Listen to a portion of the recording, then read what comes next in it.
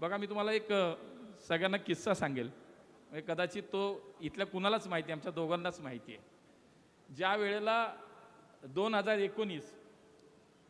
2019ची विधानसभेची निवडणूक लागली आणि त्यावेळेला अण्णाही भाजपमध्ये होता, मी तर भाजपमध्येच होतो. आमचे बाळाभाऊ विद्यमान इथे आमदार होते, मंत्री होते. अण्णाची स्वाभाविक अपेक्षा होती की मला उमेदवारी मिळावी म्हणून तो प्रयत्न करत होता. आता खरं तर या मामा भाचेंचं मला आज तागत गणितच कळलं नाही. मला कळतच नाही मामा भाचे दुसऱ्याला मामा बनवतात का काय. लय हातवर आले, लय हातवरती आले. पण मला असं वाटतं की मला तो प्रसंग आजही आठवतो की मैत्री काय असते.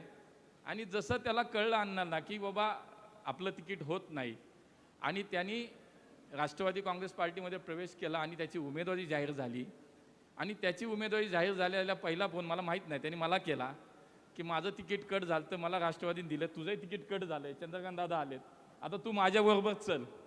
मी म्हटलं बाबा मी एक दिल्या घरी सुखी आहे, तू जाऊ नकोस. तो म्हणला नाही ना, आता मी परतीचे दोर कापले.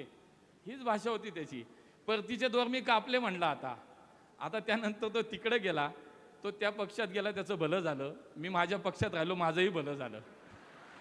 पण ही मैत्री अशी असते की अशा वेळेला त्याला माझी आठवण झाली की बघ तुझा पण आता मतदारसंघ गेला, दादा आले, आता तू पण चल, दोघं एका वेळेला आमदार हो. पण ठीक आहे, नियतीने ठरवलं होतं तू इथं काम करायचं, मी तिकडे काम करायचं.